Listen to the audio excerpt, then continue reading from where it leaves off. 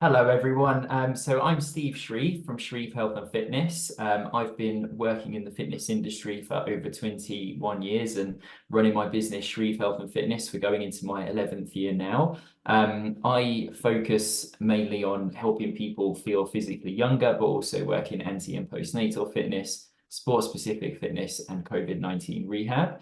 I'm here today with Dr. Lindsay Browning, and we're really excited to be doing a collaborative chat today. I actually asked Dr. Browning for her help recently, which I'll tell you a little bit more in a moment. And Lindsay runs a business called Trouble Sleeping. And just from there, I'm going to pass over to Lindsay to introduce herself and tell you a little bit more about her work.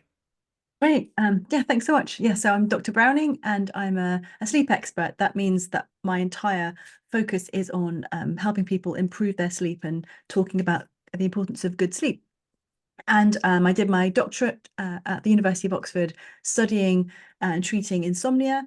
And since 2006, I've been sort of working in the sleep world, helping people sort of one-to-one who are really struggling with the sleep, as well as working with organizations, the NHS police, uh, just general corporate well-being to advise on how best to improve sleep. So yeah, I do everything sleep.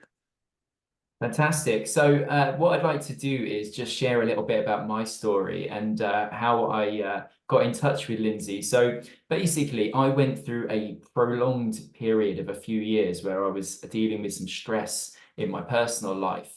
And as a result of that stress, it had a very negative impact on my sleep.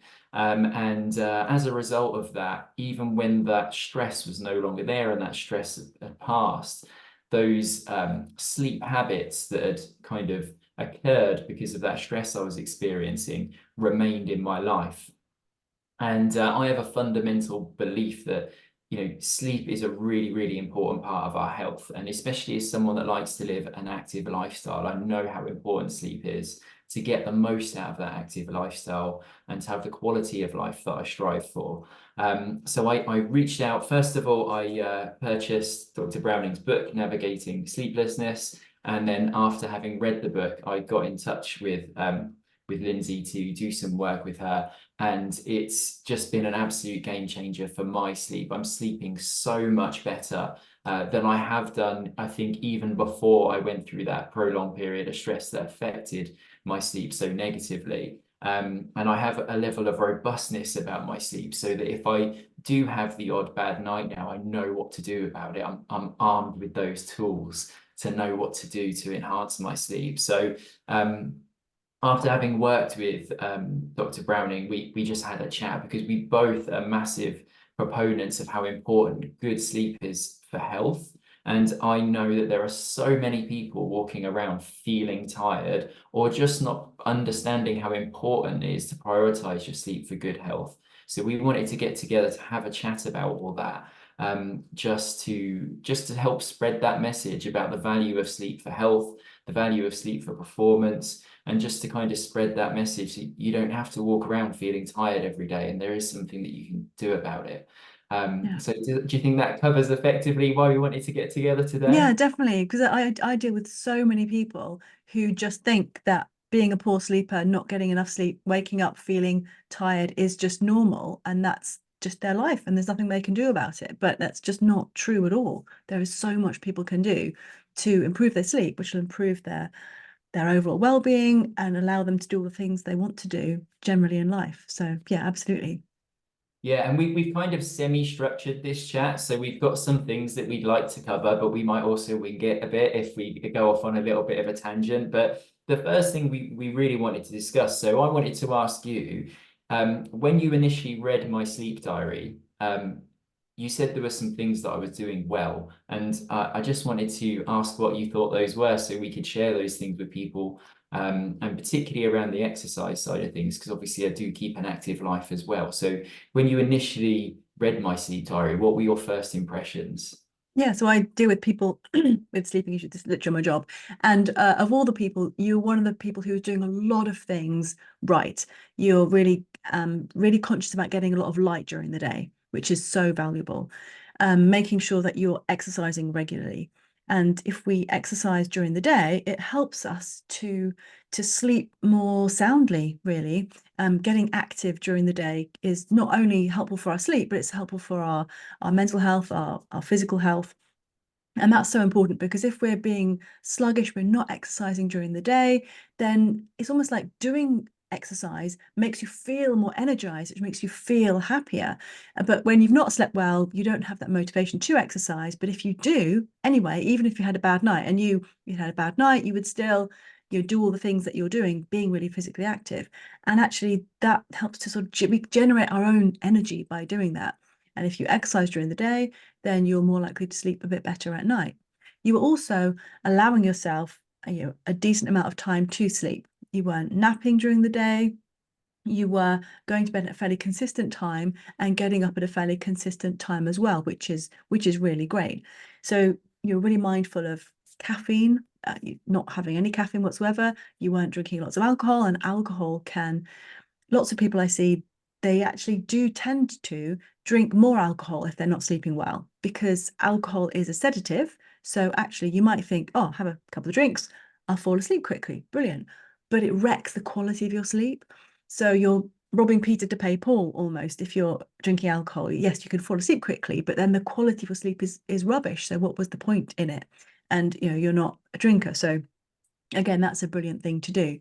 So there was so much stuff that you were doing, having done some research about good sleep hygiene, putting all those things in place, which was fantastic. But the trouble is, when someone's sleep goes wrong, especially if they've gone through some kind of stressful situation and they're not sleeping well and they're really concerned about their sleep, it's almost as if the more things you can tick off, like, well, I've had a sleepy tea, I've done my exercise, I've eaten 2, 3 hours before bed, I've avoided caffeine, I've done tick, tick, tick, tick, tick, I should sleep well tonight. And then it's almost like you create this pressure on yourself and on your sleep to make sleep happen. And that's when it goes wrong. So as part of what we did was to kind of to take apart some of those things and to understand that some of the good sleep hygiene stuff can be taken to an extreme where it becomes unhelpful. So Absolutely. And I find people get, when you talk about that link between exercise and sleep, people can get in a bit of a self-defeating cycle almost, don't they? Because they feel tired because they're not sleeping well. So then they think, oh, I'm too tired to exercise, and then they don't exercise, and then that further reduces their ability to get good sleep. And I'm really honest with the people I work with, because what I want people to know is that even though I'm a fitness professional, I'm still a real person. So, I'm honest with people and I tell them things like, I don't always want to work out all the time, but I do because of this, this, and this. And I tell stories about, there have been times where I felt tired or felt like I was too tired to exercise. But because I've been doing it for as long as I have, I know that when I do that exercise, it's going to make me feel better. yeah. And actually, when you are feeling tired and you do some exercise, it actually makes you feel more energetic. So then you get that double effect of kind of, it makes you feel better in the moment, it gets the blood circulating, makes you feel more energetic, but it's also going to have a positive impact on your sleep at night as well. Yeah, definitely. And it's just so easy to, when you're feeling tired, it's the last thing you want to do. A little bit like when you're depressed. If you're depressed, someone's depressed, they don't want to get out of bed. They don't want to go and meet friends. They don't want to do things. But by not doing those things because you feel sad, then you feel even more sad because you're not doing the things. It becomes this vicious cycle. So yeah, exercise and sleep are like that. If you're not exercising because you're tired, then you're going to feel more tired, and then you're not going to sleep well because you didn't exercise, then it's just going to get worse and worse. So yeah, even if you wake up and you've had a terrible night's sleep, just doing something that you can do, doesn't have to Yeah. be the massive hit workout you were planning, at least doing something is going to get those, your heart pumping, get those endorphins going, help you to feel more awake and alive, get you through the day. And the next night you won't be as stressed and anxious that your day was ruined because of your lack of sleep, because you didn't ruin it, you got on with it anyway, and then you'll feel more relaxed and you'll sleep better and it'll become a positive spiral instead of a negative one. I love what you said about, like, it doesn't have to be that hit workout, Mhm. right? Like I'm a big believer in exercise should be appropriate to the person and situation. Yeah. So, and even research studies have shown that when we adjust our exercise to our levels of energy, levels of fatigue, levels of stress, and so on, we actually get better results than when we just try to go hard all the time. So, just because you're feeling tired, it doesn't mean that you have to be like regimented and going out and going really hard and doing that really hard workout. You can do an easier, lighter workout that's still going to give you health benefits, still going to help you move your fitness forward, but without adding to that fatigue that you're already feeling from the sleep. And I'm a big proponent of things like stretching, because stretching has a brilliant ability to help reduce muscle tension and relax us and things like that. And I think that can be really helpful as well. Yeah, definitely. And sleep specifically, doing some sort of evening yoga, evening stretching is a really good way of relaxing both your body and your mind, getting you in a good place, ready for sleep, as well as Yeah. relaxing your muscles and meaning that you're going to prepare and be able to do more exercise the next day.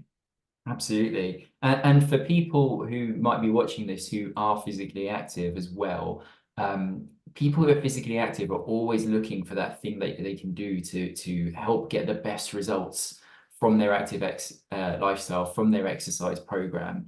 And quite often those things will come at a cost, but sleep is something that's really, fundamental to our well-being, that can also really enhance the results that we can get from our exercise.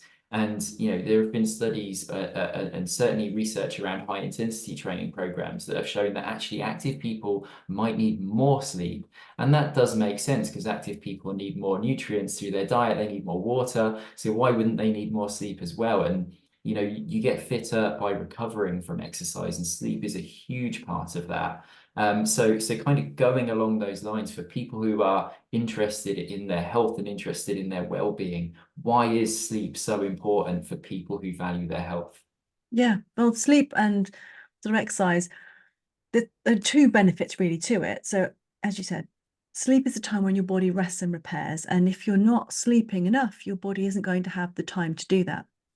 And tons of research has shown that Olympic athletes, and I work with athletes and and people in the sporting world, and getting more sleep is genuinely what you need. But of course, everyone's time poor. We want to maximize our time, want to do more training. Maybe if you're in the swimming world, you're up at the early hours of the morning to be in the pool before it opens to the general public, and therefore sleep is something that starts to get sacrificed. Whereas actually, the more physically actively you are, especially if you're looking at those extra, that extra 1%, making yourself that little bit better, getting more sleep has been shown to increase reaction times. It's prone to increase your speed, stamina. It increases almost every aspect of sporting performance. And it's not just after the event, it's also before. So with training, if you sleep well before, you're going to run the race faster. But if you sleep well after training, you're going to encompass and sort of memorize, and that training, that learning, that practice that you've been doing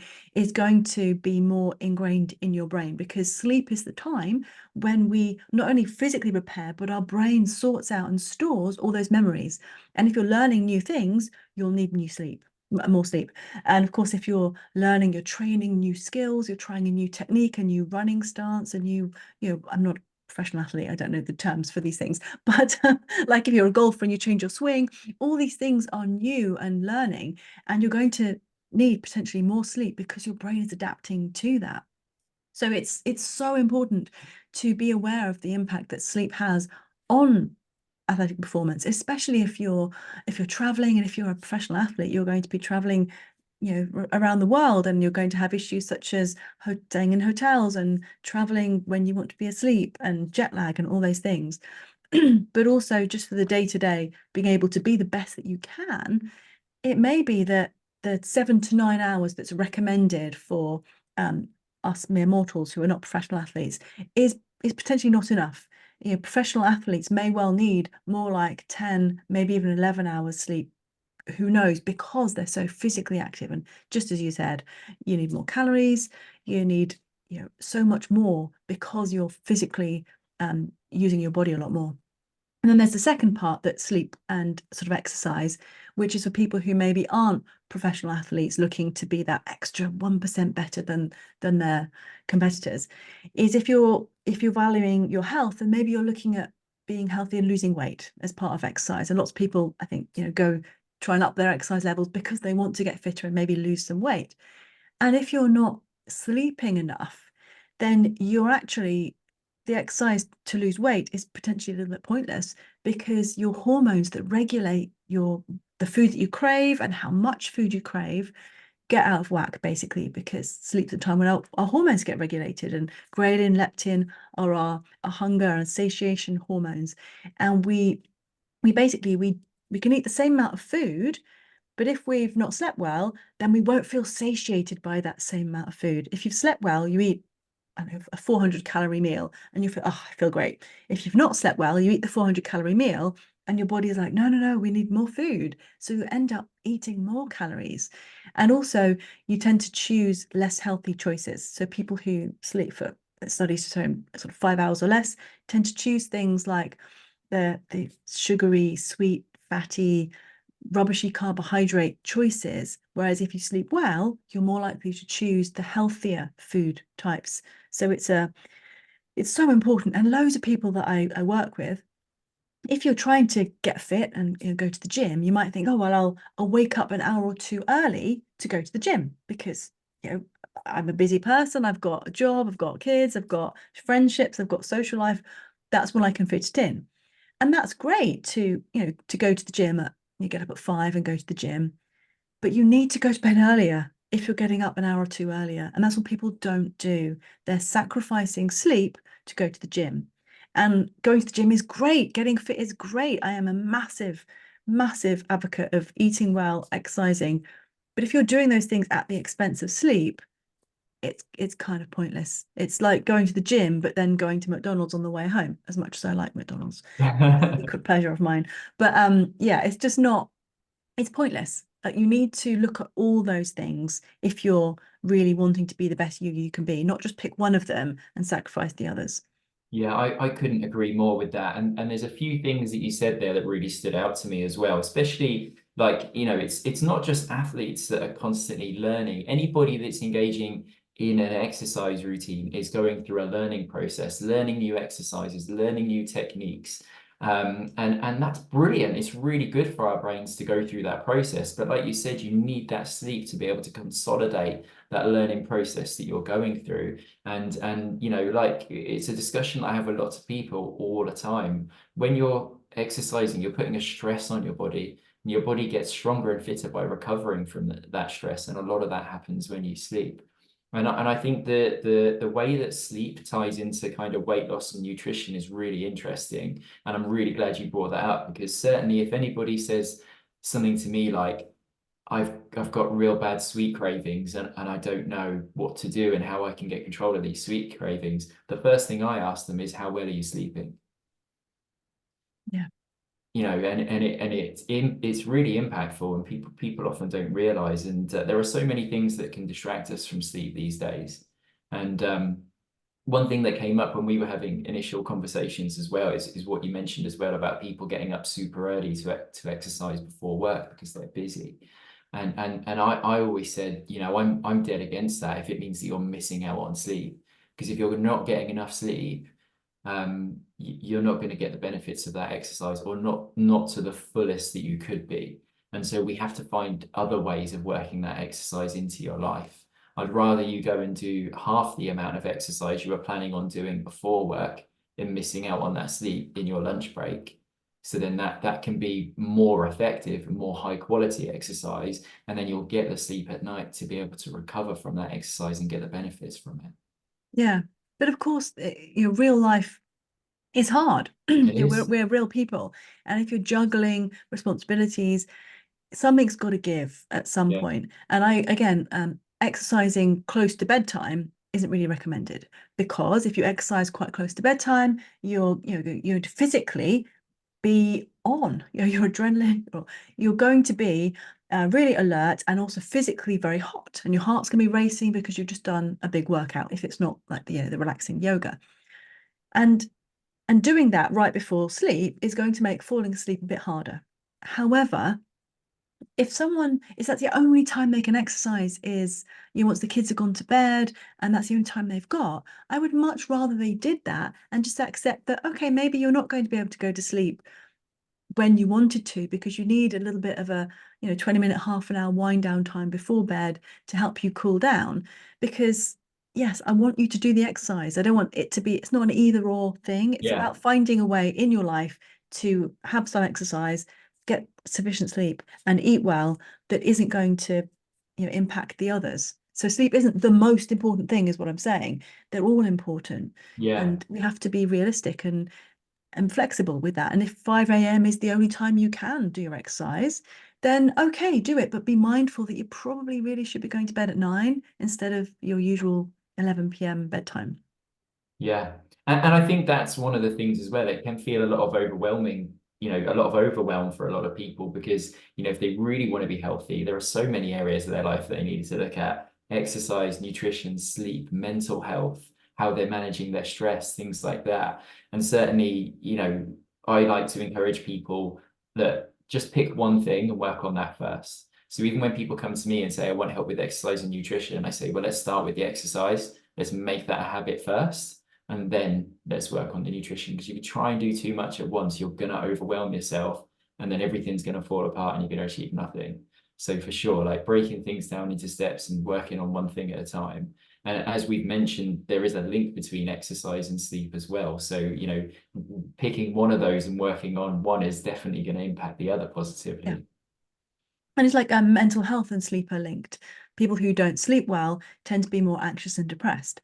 And if you just try and improve someone's sleep, just by just getting them to get better sleep, they generally become less anxious and happier anyway. So whichever one of those things, exercise, eating well, sleep, whichever thing you look at, mental health, the others are going to just improve a little bit, probably as a bit of a byproduct. So you don't need to attack all of them at once. Just by doing one, it will have a knock-on effect in your whole life overall. Yeah, I love that. I love that. It's often underestimated how we can make one positive change in our life and it can impact the whole of our lives. And I find stuff like that really exciting. I think that's really cool, that snowball effect. So that leads on really nicely to my next question. So looking at non-athletes, looking at just people in general, what are the health benefits of making sure you're sleeping well, and what kind of things are you reducing the risk of if you're sleeping well? Sure. So people who don't get enough sleep, there are two reasons for that. So one is they know sleep's important and they're trying to sleep, but their brain won't let them sleep. And that's kind of why you came to see me, because you Where know I sleep's was. important. You wanted to Yeah, sleep, but you lie down, you're like, I can't sleep. yeah. And then there's the other group of people who, yeah, sleep's not that important. I'll sleep when I'm dead. Kind of, I'll fill my life with all these other things I want to do, and then if I've only got 5, 6 hours left to sleep tonight, then so be it. Or I'll go to bed with the intention of going to sleep, but then I'll get engrossed in something from my phone, and then oops, it's an hour or two later. I'll go to sleep now, and they're two very different approaches. So for those people who just aren't prioritizing their sleep, they really just don't think it's important. That's where I really want to explain how massively important sleep is for everyone's life.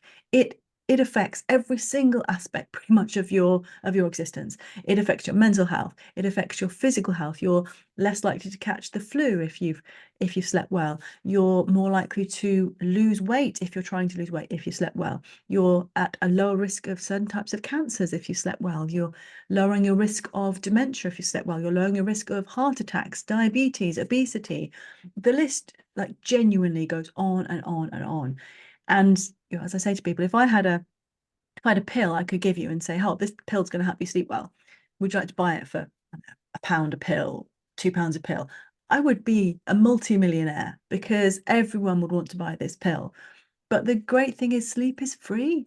You don't have to pay anyone to sleep. You just have to lie down in bed and make sure that the environment and everything is in a good enough place that sleep's likely to happen, and sleep will happen.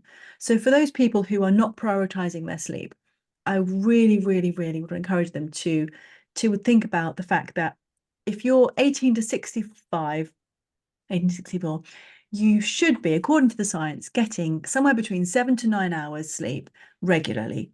And if you do, your health benefits, you're just huge. It's really you're going to be so much healthier and happier. Um, but if you're not even giving yourself 7 to 9 hours in bed, then of course you're not going to achieve that. And also, it's not just about the average, it's about the regularity of it. There's also a lot of research to show that feast and famine approach to sleep, which lots of us do, as in Monday to Friday or Monday to Thursday, you're working, you're busy, you have to work late, you have to get up really early to travel to your work, you're juggling a million responsibilities. There just simply isn't time to get the 7 to 9 hours sleep. So then you try and top up at the weekend by having a big lie-in or having a big nap. And there, the health benefits are much, much greater if you get 7 to 9 hours every single day. But of course, that's boring. But again, an example I give of that is healthy eating. Healthy eating is boring. I mean, it is. I mean, we'd all rather sit around and just sit in our pajamas, eating chocolate, watching Netflix all day long. But the we can't just eat rubbish food Monday to Thursday and then at the weekend go, oh, well, I'll eat salads and that'll mean on balance I'm really healthy, because you need to eat well all the time. And just like sleep's the same, we need to sleep well regularly. We can't just bank it up and then, spend it during the week. It just doesn't work that well. So yeah, that's a thing that people often get wrong. They think, oh, well, on average, I'm getting enough sleep, even though it's not really it. But that's like, on average, I'm eating well. I just happen to eat rubbish for 3 days a week and then have Yeah. smoothies and juice plans for whatever.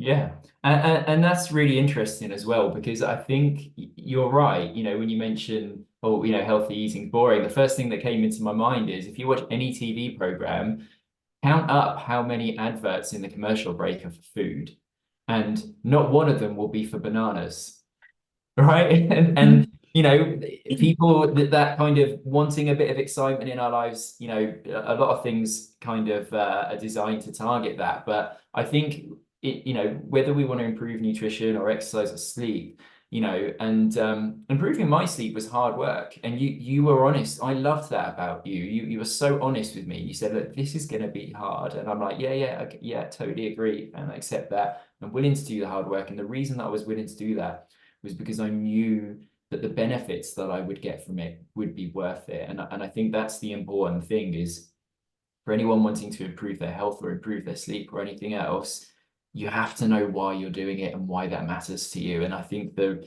things that you've mentioned about all of the things that you can reduce the risk of health-wise just by sleeping better, that's massively worthwhile. Who wouldn't want that? Who wouldn't want that in reduction of all of those things that can be devastating if they affect us? Yeah, and mental health, happiness. I mean, Yeah, you get more sleep. If you're not sleeping enough and then you get the right amount of sleep, you're going to be happier and less anxious.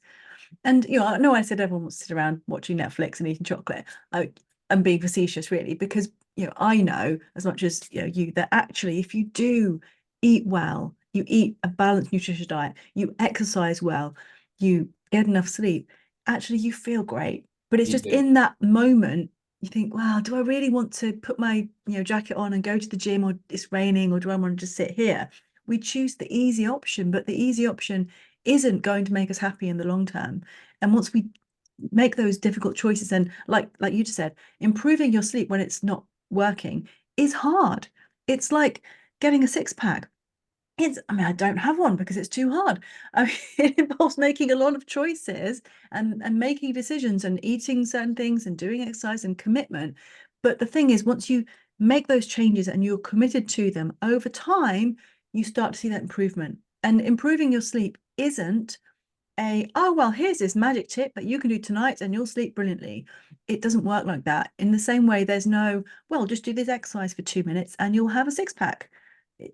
It's about consistency and putting the work in and changing. And as you do that over time, your sleep improves and you just feel so much better, just the same way that everything else is. There is no easy fix. There just isn't. And everyone wants that easy fix. for sure. And in the interest of full disclosure, the work I've done with you has been massively beneficial to me. And one of my big motivators was productivity. I knew that was feeling tired was making me less productive, making everything that I had to do harder, making everything I had to do slower. And that was the change I wanted in my life. I didn't want to walk around with that tired feeling anymore. I didn't want to feel like that tiredness was just slowing me down all the time. And I wanted to just feel like I was being the best version of myself. And I couldn't do that in Yeah. that tired state I was in.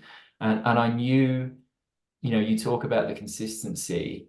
Since we've done that work together, I've had the odd bad night's sleep. I've had the odd, and again, you were very honest with me. You told me this is normal, this is going to happen. But I also know that in terms of behavior change, we've not really hit the maintenance phase with that until we've been doing it for 90 days. And I knew that in order for me to maintain the things that you'd worked on with me, I couldn't just go, right, we've done our last session today. My sleep's cured for life. I'm never going to have to put any more effort into it. I knew that I would have to keep revisiting those techniques to get to that maintenance phase. And that's what I've done. But to do that is so worthwhile, to just be feeling so much better. And Yeah, and it's not just health benefits, like you said, it's irritability, it's reaction times, which obviously for sport, but also if you're a gamer, I don't know, you want to have the best reaction times, and people who don't sleep well, they're not as on it in exams. You're not going to do as well as your exam. You're yeah, not going to. There's people are more likely to lie and take risks if they've not slept well. And I work with the police and security firms, and you don't want your security guards at risk of missing something or taking a bribe because they're tired. And the yeah, reality is, if you haven't slept well, you're more likely to break the law, to take risks, to do dodgy things and not see the signs of stuff going on around you because you're just sluggish and not paying attention. So yeah, sleep doesn't just affect your health, it affects your mental ability to function and your mood and just everything really. yeah. And that brings us on to the next sort of point I've got on my semi-structured list here, which was, talking about sleep and performance, which you've already covered already, but specifically in the context of sort of people who are fit or people who do sport. But when I actually wrote that down, talking about sleep and performance, I was really thinking like for life ability, because we're all performing, we're all husbands, wives, fathers, sons, daughters, brothers, sisters. We're all workers in jobs we do. So, let's talk about sleep and for performance, because for me, that sleeping well, it spills into every area of your life, and it allows you to be a better person no matter who you're with or what you're doing, and to be able to react and respond to other people's needs and do your job well, no matter what you're doing and things like that. Motivation, making good choices. If you're trying to make any good health choice, whether it be to exercise more or to eat more healthily, it's harder to motivate yourself to do those things and to have that willpower when you're feeling tired. Would you agree? Yeah, absolutely. Willpower is absolutely affected. Mood, everything, just everything. If everyone's had a time where they've not slept well, and how difficult the next day is.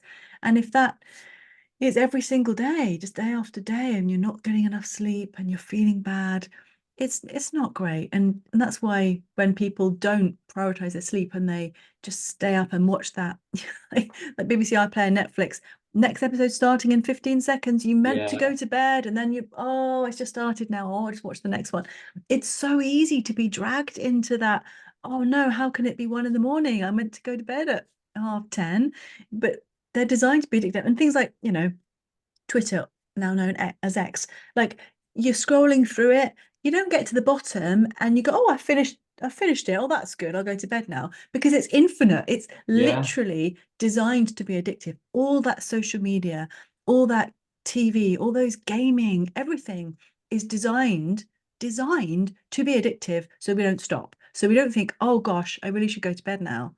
So we have to put some kind of process in place to remind ourselves. And not everyone has like ultimate willpower. And that's why things on your phones to remind you to go to bed actually can be really, really helpful. The bedtime alarm, or having a set time when you think, right, I will, at 10 or whatever, I'll stop watching screens or I'll stop on my phone, isn't just because that light exposure can be bad for your sleep, which it can, but it's also to give you that ability to not be drawn into the next episode of whatever. And TV is great. I love watching the next episode of whatever, but Yeah.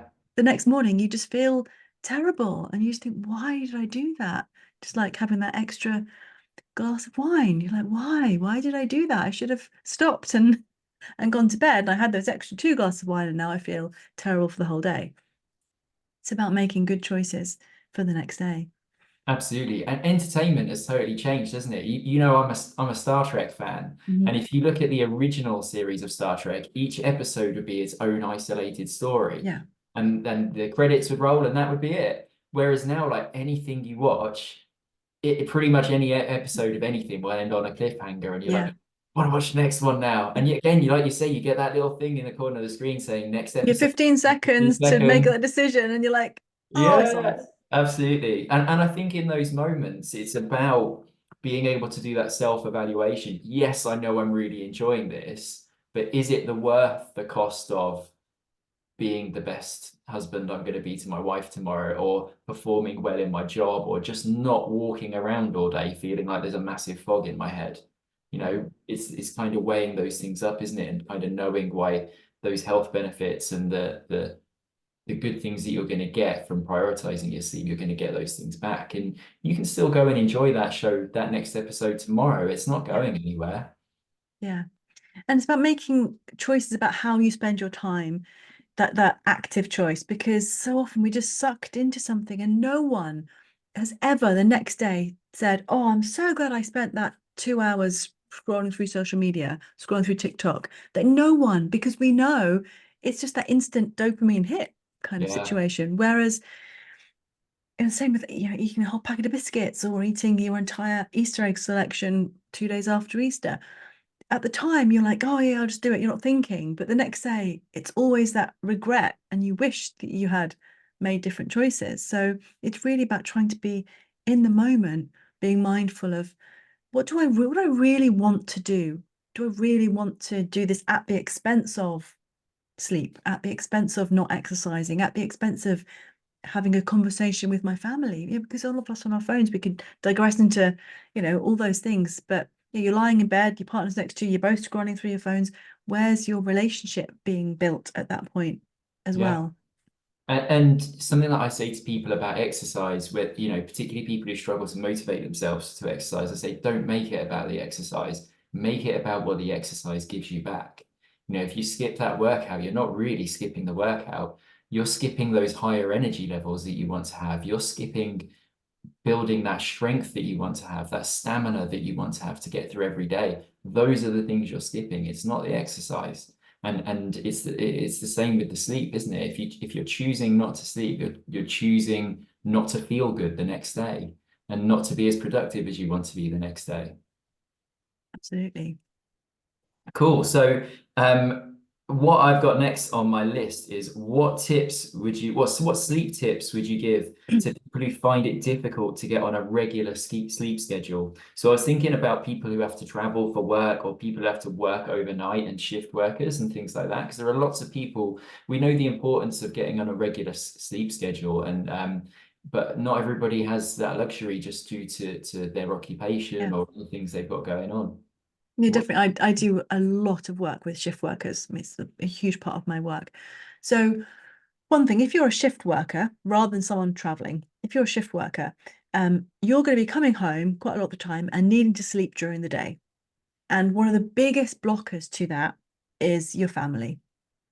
Because much as we love our family, if you're at home during the middle of the day, your family might expect you to answer the door for the Amazon delivery. They might expect you to attend that school PTA meeting. They might expect you to, oh, can you just pop to the shops and get milk because we're running out, because you're there. But the reality is, if you're a shift worker, I really want you to think about your sleep and value it the same way that someone would do overnight. And no one would say, oh, well, can you wake up at 2 in the morning and get the Amazon delivery? Or can you go at 3 and meet so and so? Think about giving yourself a time when you get back from the shift, during the day, that you dedicate to sleep, that you talk to your family about it. This is really key. Talk to your family and say, look, I need to have a block of time to sleep. And I know I'm here, but I can't be answering the door. Please, if some deliveries, you can get them delivered to a pickup location. Just because the person's there, get the agreement with your family. A tip I suggest is put a note on your door, on your bedroom door. I'm sleeping until 3 p.m. Just so they know, they don't have to knock on the door and check if you're sleeping, so that the communication is there and that agreement is there between your family that you need that block of time. And then getting to sleep can be difficult because you're sleeping when the world's awake and your body isn't necessarily wanting you to sleep, and that's a bit of a jet lag issue that applies to travel as well.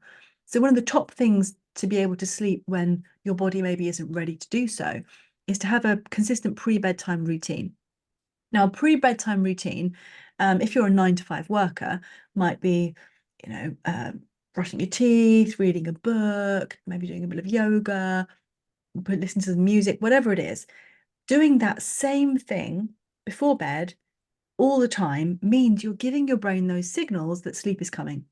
And if you think about, when we're babies, we've got babies, we give them a bedtime routine. We give them a bath, milk, story, bed. And we use the same words, we use the same scents in the bath, we say the same things, do the same thing in the same order.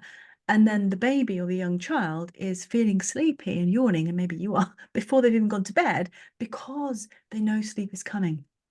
And yet, when we become adults, we just chuck that out the window. We don't do that anymore. We just think, oh no, I need to maximize my time and do everything up until the second before I go to sleep. Then, right, sleep. And your brain hasn't got into that sleep mode yet. And we can't just flick from busy, busy working stress into instant sleep. So, if you're a shift worker, make sure you have a pre-bedtime routine. It's almost more important for people who go to sleep at different times, because you don't get the darkness, you don't get the melatonin surge telling your body it's bedtime. So maybe read a book before bed, whatever time that is. Maybe have a particular tea that you drink before bed, like a sleepy tea, or a decaf tea, or a particular drink that has a taste that your brain thinks, oh yes, this taste means sleep's going to be soon. Maybe use a pillow spray, maybe listen to a particular piece of music. Whatever it is for you, I'm not saying that sleepy teas or sleepy pillow sprays are going to magically make you sleep better, but if you use them consistently, it's a signal to your brain that sleep is coming. I'm a really good sleeper, and I use a sleepy spray just because I like it. It smells nice, and it's part of my pre-bedtime routine. And again, I like a sleepy tea. It's just part of that. It's just helping me tell my brain, whatever time it is, wherever I am in the world. I travel a lot for work. Wherever I am, whatever location I am, whatever time zone I'm in, I'm giving my brain the indication that, yeah, means sleep's going to be soon. And that can be really, really helpful. And if you are a shift worker as well, then make sure that your home has double glazing and really, really, really dark curtains, like blackout curtains. And if you can't afford those, or you don't have them, then get an eye mask. And if you're traveling, travel with an eye mask, because you can't guarantee the hotel you're going to stay in is going to have great quality curtains. I literally do travel with my pillow sometimes, because I know that my pillow is great. I love it. Again, it's that consistency. And the hotel I'm staying at, I don't know how the pillow's going to be. Some hotels have fantastic beds, pillows, linen. Some of them don't. So if you do want to have that consistency, traveling with a pillow, eye mask can be a really good thing as well. Amazing. That is really A lot comprehensive. of I love tips, it. sorry. Yeah, that's amazing. And I will say as well that I travel with my pillow as well, for that very reason. You just don't know what you're going to get. And, especially, I don't know about you, but I took a long time choosing my pillow. Mhm. So, you know that it's going to give you that comfort and that you can take it with you. But what I found really interesting there, something that you brought up as well, which again is something that's very similar in the way we work, is what I really came across there and picked out was the importance of communication.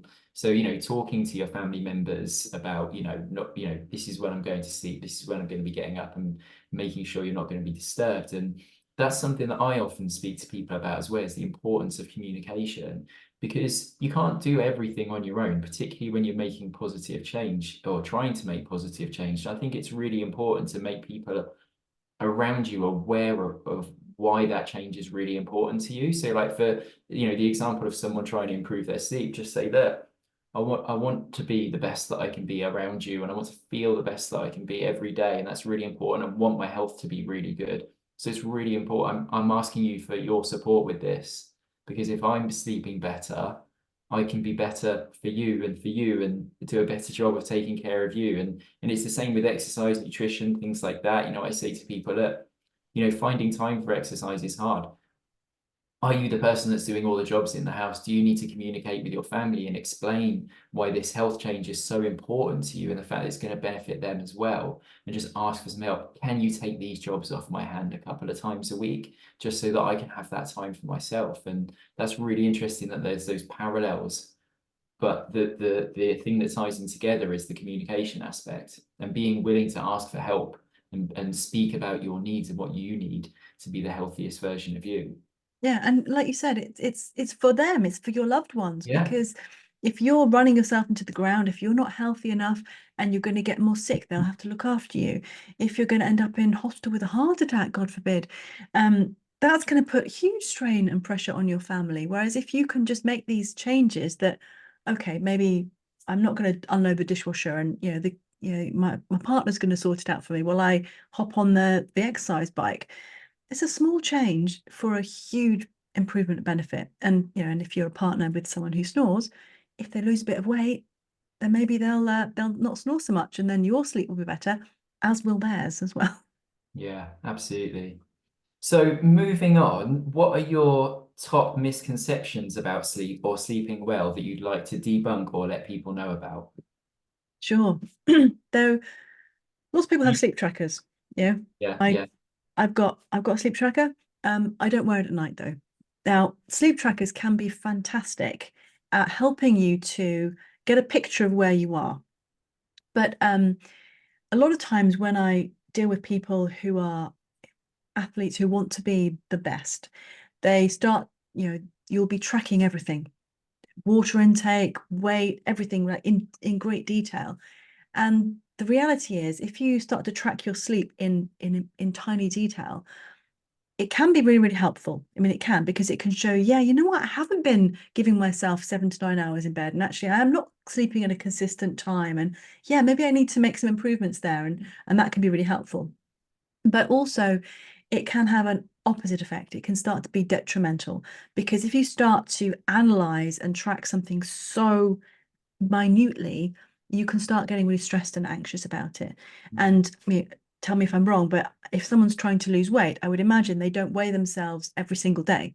It's Definitely more of not. a once a week kind of thing. If you were to weigh Yeah, yourself every day or several times a day, there's going to be such fluctuations in your natural weight that it's going to be unhelpful, and you yeah, might start to get stressed and anxious. yeah, So with your sleep trackers can become unhelpful, because they can give you too much detail, and that detail may not even be accurate, because they're not, I mean, polysomnography is when you stick electrodes on your head, and while someone's sleeping, well, you stick them on before they're sleeping. That would be weird if you like just got in and stuck them when they were sleeping. Yeah, you stick electrodes on the head, they go to sleep, and you can monitor their brain activity through the night to see how well they're sleeping, which sleep stages they're in, really great detail about their sleep. Sleep trackers are on your wrist, or on your finger, or your phone next to your bed. That's not where your brain is. Your brain is here. mm, And as effective as they are, and they're getting better, but they're still not completely accurate, because they're just sort of guessing on how you're sleeping based on your heart rate and your movement.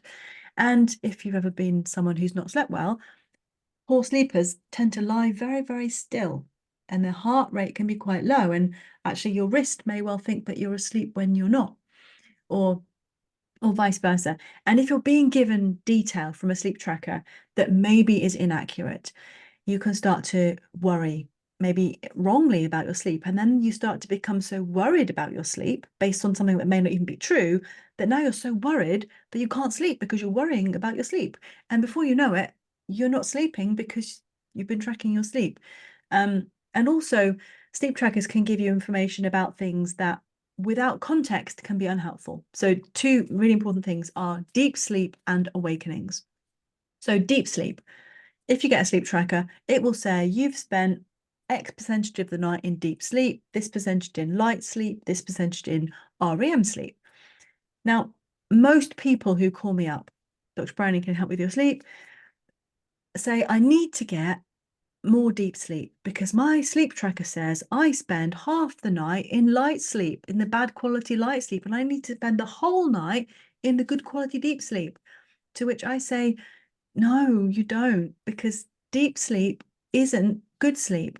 It is good for you, but so is light sleep and so is REM sleep. They are all good for you. It's like a plate of food. If you've got a plate of food, broccoli, really, really good for you. No one would disagree, I'm sure. Broccoli is really good for you. Broccoli is like deep sleep. Yes, it's really good for you. But if you only ate broccoli, an entire plate of broccoli for every meal, that wouldn't be healthy because you wouldn't have enough calcium, carbohydrate, protein. You need all the different food groups to be healthy. And actually, a night's sleep, to be healthy, you need light sleep, you need deep sleep, and you need REM sleep, dreaming sleep. You need those different parts of sleep. And actually, for a healthy 21-year-old, which is kind of when our sleep's the most perfect it can be, we would spend about 22% of the night in deep sleep, maximum. And then the older we get, it can start to diminish. I'm long since 21. There's no way I get 22% of the night in deep sleep. It will be less than that because I've got older. So yeah, lots of people, they get sleep trackers and they get too much detail. They start to obsess. It makes them really stressed. They start to stress about deep sleep specifically and trying to spend the entire night in deep sleep. And that would be really bad indeed. And then awakenings. So when we fall asleep, we have these things called sleep cycles. So approximately, please don't start divvying your night up into chunks, but approximately hour and a half chunks where we have a sleep cycle. When we go light sleep, deep sleep, and back through light sleep to REM sleep. And then the next sleep cycle will start, and then the next. Now, in between each sleep cycle, everyone wakes up. Everyone does. But you'll only wake up for most of the time just so briefly that you just adjust the covers, roll over, go back to sleep again, and you won't realize you woke up. And the next morning, you might go, oh, wow, what a great night's sleep I had. I went to bed at 10:30, woke up at 7, slept solidly, no awakenings, great night's sleep.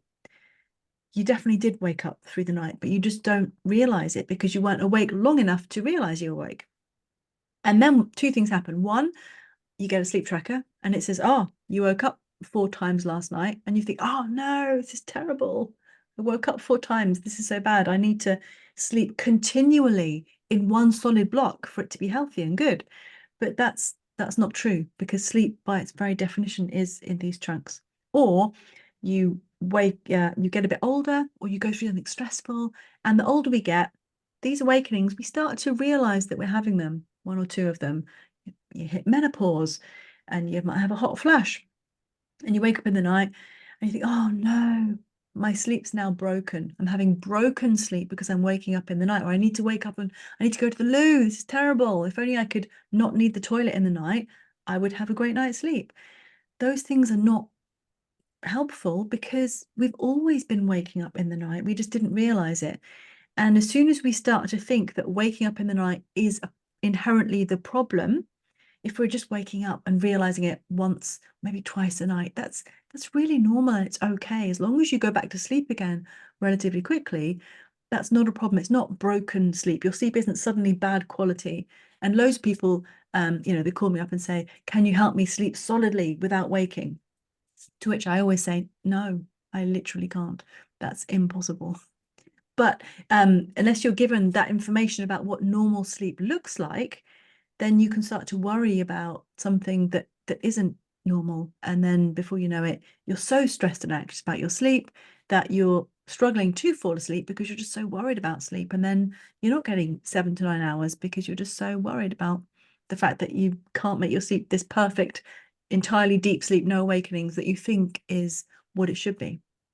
And there's loads in there that you've mentioned that I can relate to because I know one of my big fears when I was struggling was I was so aware of the benefits of sleep for health that I was really stressed about if I'm not sleeping well, I'm going to wake my wife up. And so what you mentioned about people lying perfectly still, I would literally lie there like a statue because I was so afraid that if I moved, I would wake my wife up and I didn't want to disturb her sleep. So that definitely resonates. And interesting you mentioned that this because I remember us discussing sleep trackers and I was like, I don't use one because I'm a big fan of learning to listen to your body. And that's what like people that I work with, one of the big things I do, whether it's exercise or nutrition, is help people to learn to listen to their body. And I think you can over track things. And like the human body evolved over a long period of time for us to be able to look after ourselves inherently. And I think that's something that's often missing in the modern days, that we have access to so much, perhaps sometimes too much, that we lose that ability to be in touch with our body and to Yeah, learn to listen to the signals it gives us. Um, you know, for example, you know whether you had a good night's sleep last night based on how you felt, right? exactly. If you wake And up and you feel refreshed and you make yeah, it through the day, then that's great. Just because your sleep tracker says a certain thing doesn't mean that that's necessarily true. And the same with with weight. You might be getting exercising, getting fit, and putting on weight, but of course that's muscle. That's a good yeah, thing. But if you're yeah, just tracking your weight and thinking that the scales are the answer, you're going to start to be demotivated and feel sad. But what we really should be thinking is, well, how do my clothes fit? How strong do I feel? How much energy 100%. do I feel I have? Which is far Yeah. more important than what the scales say.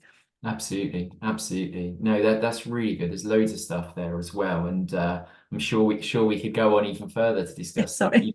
yeah, no, it's it's some of the stuff that I when I qualified as a virtual coaching specialist, technology was a big part of that, and talking about the different types of light that activity trackers use, and how even at your skin tone can affect that, and things like that. So I definitely think there's a place for tracking, but Yeah. I think it's got to be in the right situation for the right person. And the other thing that I don't know whether this also resonates with sleep as well, but something that I talk to people about is whatever you're doing now to achieve what you want to achieve, you've got to be willing to do that for the rest of your life and sustain it.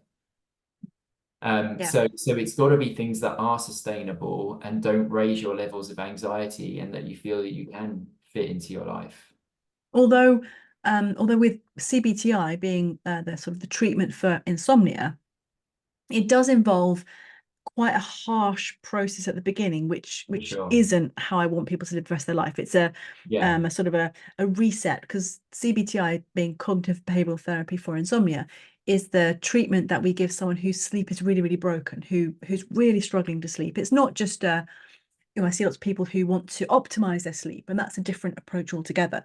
But if someone's sleep is really a problem and they're really stressed and they're really struggling, then the start of the CBTI process is very much about, it's almost like when you're like doing um, tidying your room, and you get everything out of all the cupboards and you just make a humongous mess, and it seems to get so much worse, but then you sort it out and you put it all back and it's lovely. That's kind of how CBTI works. It's like I'm undoing all the things you've been currently doing to help your sleep, and it seems to get a lot worse to start with. But what we do is we rebuild it, and we rebuild it well. So yeah, I just mean that the start of CBTI, people, I told you it would be really hard, because it is really hard, because the beginning is like a control alt delete reset format, just like completely restart. But then once we've got through the other side, it's when we're coming out of CBTI, it's about, okay, this is how I want you to remain in your life. This is how we want life to be, Yeah, not yeah. that hard slog the whole way through. Absolutely. I think it as well in my work, and certainly just, observing the industry I work in for a lot, January is a really interesting one because Mhm. people go to the gym in January like 6 times a week. And then by March, they're not doing anything because 6 times a week wasn't sustainable for them. So, I guess, with the CBTI, the stuff that you do initially isn't what you want them to sustain forever. It's just to give them that boost to get them back on track. And that's Yeah. certainly the way it works for me. And I noticed quite quickly just the depth of my sleep, or my perceived depth of my sleep, really improved through Mhm. going through that process. And then it's when you get to that good sleep that you want to do the stuff that sustains it. Or would I be accurate in saying that? Yeah, absolutely. Because what we do is lots of people's sleep is over a longer period, but it's not such great quality. And what we do Yeah. is we just like reduce the the quantity, but make it really good quality, and then we can expand on that. That's very much how it works, so that the sleep you're getting is really good sleep, not just the, oh, I've 10 minutes here and then I've woken up and I'm tossing and turning and a little bit more sleep, which often people will do a lot of when they're struggling to sleep. If anyone watching this is wanting to improve their sleep, just to give you an idea of the positives of the CBTI, actually, Lindsay did say to me, this is going to be hard. But as I was working through the process, I actually got to the point where the hardest bit was actually staying awake. Like my sleep drive was so Yeah. high, I was fighting really hard to stay awake as long as Lindsay wanted me to, and that was interesting, but it was also exciting at the same time. I was like, wow, I really want to sleep like right now. And it was actually hard to fight that. Yeah. And that's a great stage to get at when you're like, wow, I've gone from being anxious, worried about getting to sleep or staying asleep to actually getting to the point where it's like, I don't feel like I can stay awake. Yeah, because people who struggling with their sleep, they think they've lost the ability to, I've forgotten how to sleep, or I've lost the ability to sleep, or they genuinely, I hear this time and time again, people say, I feel like something's broken in me, that I can't sleep anymore. And nothing is broken. There's nothing wrong with you. It's just that you're so stressed and anxious about trying to force sleep, but that's actually taking away from your ability to sleep. So yeah, this process is about turning it on its head, and before you know it, you're like, oh my goodness, I desperately want to sleep, but I'm not allowed to. Which again, when you go to see someone like myself, to improve your sleep, the last thing you expect is that I'm actively stopping you from sleeping in some way. But it's all part of a bigger picture, and it's hugely effective. CBTI is so effective at improving people's sleep. It really, really is. But it only is if you do it. Just Yeah, like healthy eating exercise is massively effective, but not if you don't do it. 100% agree with that. And I think that's a nice kind of concluding point as well, because we've talked about, you know, it's going to be hard. It might, we talked about, the eating side of things as well, and how that might not be mega exciting, but you've got to know why you're doing it and what you're getting from it. And I think it's that whole, if you know the benefits, if you know the value to you in terms of your everyday life, and you're willing to take the actions and put in the work, you will get the benefits. Yeah, absolutely. And yeah, anyone can improve their sleep in the same way that anyone can improve their health by improving their exercise, improving their nutrition. It's all about learning and figuring out what the right things to do are, and just allowing yourself to do that. There's and that everyone can improve. They really, really can. No one's just a poor sleeper No. who can't get better. No, and the reason I was so keen to do this chat is I just wanted to be able to help spread that message that if you're feeling tired, you don't have to put up with it. There are things you can do, and you don't. It's just not something that you have to live with, and you're not supposed to, it's not normal, normal to feel that way. It Yeah, might feel normal because you've done it so long, but there are things you can do, and there is light at the end of the tunnel and on the horizon. There are absolutely things you can do, and people that can help you with it as well. definitely. So before we wrap up, is there anything else you think we haven't covered that you'd like to say, or do you think we've covered pretty much everything? No, I think we've covered a lot. I think that's Yeah, have good. Yeah, we? Yeah, yeah. I think so. And if people, so obviously, your book Navigating Sleeplessness is readily available. Where should they look for that if they want to find that? It's on things like Amazon, Waterstones, WH Smith's, you can just the Kindle, that kind of And how thing. can people find you if they want to find you? Sure. So my website is troublesleeping.co.uk, and I'm on all social media at Dr. Browning Sleep. So at Dr. Browning Sleep. And yeah, you can just find me. I do like a monthly newsletter that you can sign up for. I'm always happy to answer any sleep questions. So just reach out to me, just DM me or email me, give me a call. I answer any sleep questions. And of course, I do loads of work with corporations, doing well-being sessions, that kind of thing, shift work, consultancy, as well as working with people individually to optimize their sleep, make improvements, and fix it when it's gone properly wrong. Fantastic. And if anyone out there would like to get in touch with me or learn about more what I do, I'm Steve Shreve. My company is Shreve Health and Fitness. That's SHREVE. So you'll be able to find my website. It's www.shrevehndf.com, or just Google Shreve Health and Fitness. And you'll also be able to find Shreve Health and Fitness on Facebook and Instagram. And I'm Steve Shreve on LinkedIn. Brilliant. Well, thank you very much. I've really enjoyed this, and Thank you. I hope people benefit from watching it and are excited to make positive changes to their sleep and get the health and performance benefits of those. Absolutely. And thank you for having me. It's been a pleasure. It's been awesome. All right, thanks very much, Lindsay. Great to talk Thank to you, you. and I'll speak to you again soon.